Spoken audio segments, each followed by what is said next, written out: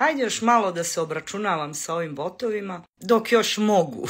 Pošto se bliži vreme kada će da zaćute, pa onda više neće biti ovakvih komentara. Šta kaže botić? Ovaj ustavobraniteljski, pešadinski, niški tamić neće moći da uđe u centar Beograda jer mu tu nije mesto. A ti si, kanda botiću, nadležna institucija za to. Taj tamić je registrovan, prošao tehnički pregled, uredno registrovan. Prošao je celu Srbiju uzduž i popreko. I to sve u pratnji saobraćajne policije. A oni su nadležni da odrede gde koje vozilo sme, a gde koje vozilo ne sme. I gde je kom vozilu mesto, a gde kom vozilu nije mesto. Kontaš, saobraćajna policija je nadležna institucija koja se pita za to, a ti nisi nadležan. Kontaš. Čak i sad, dok niški studenti predvođeni svojim tamićem marširaju ka Beogradu, prati ih saobraćajna policija. Čuva ih, pazi ih, obezbeđuje saobraćaj, jer kao što rekoh, oni su nadležni za to, a ne ti. I oni su izdali tamiću saobraćajnu dozvolu, a ne ti. A što se tiče toga kome je mesto u Beogradu i u centru Beograda, šta pokušavaš da nam kažeš? Da je Ani Brnabić tamo mesto na čelu Skupštine, da je Vučeviću mesto na čelu vlade u ostavci, da je Slavici, Slavki, Cipelarki mesto na čelu prosvete, da je Vulinu bilo mesto na čelu policije ili na mestu ministra odbrane, daleko bilo, da je Vučiću mesto na čelu Srbije. Ništa od toga. Svima njima je mesto na robiji. Pa će ih jednog od ovih dana tužilaštvo i policija smestiti tamo gde im je mesto. U ćorku. A što se tiče ove tvoje podrške studentima koji hoće da uče, imam jedno pitanje za tebe. A ko im brani da uče? Da im nije neko možda ukrao knjige? Mislim, ako im je neko ukrao knjige, daj brate javi nam, mi ćemo to odmah da prijavimo policiji.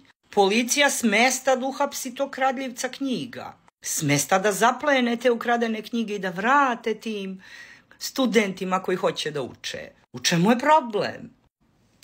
Ko im brani da uče? Su gradske biblioteke možda u štrajku i blokadi? Nisu. Čak i ove biblioteke i čitaonice na fakultetima koji su u blokadi sasvim normalno rade. Svaki student može lepo fino da uđe na fakultet i da uđe u biblioteku svog fakulteta i u čitaonicu i da uči. Ali mora da bude student tog fakulteta, znaš, tu je caka. I od svih tih kampera tamo u Pionirskom parku na Andrićevom vencu, vi ne možete da sastavite 2 studenta koji studiraju na državnom fakultetu u Srbiji. Neki tamo studira na Singidunumu, koji nije u blokadi. Neko studira na Megatrendu, koji nije u blokadi. Neki su upisali fakultet pre 5 godina i zabatalili ga i više nisu studenti. Napustili su fakultet. Pa im posle 5 godina pauze sad palo na pamet da uče i da pohađaju fakultete. A da ne pričam o onoj gomili starleta i koje kakvih reality karikatura i da ne pričam o gomili nekih uhleba koji su zaposleni po nekim štabovima za krizne situacije i ne umeju da odgovore ni na pitanje a šta studirate?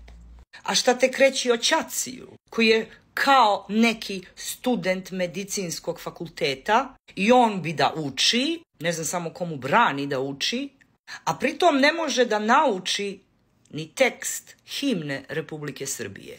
Nabada tamo reči himne Republike Srbije kao da je prvi put u životu čuje. Ima neki problem da izgovori Bože pravde, a? Problem mu je da zatraži pravdu od Boga u molitvi u našoj himni.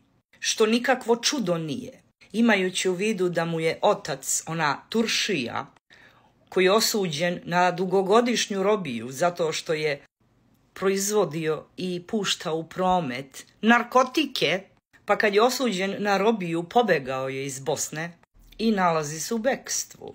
Zato njegov sin ima problem da zatraži pravdu od Boga, kome se svi molimo u našoj državnoj himni. A ti botuj još malo dok možeš. Zaradi još koji sendvič. Još malo pa nestalo.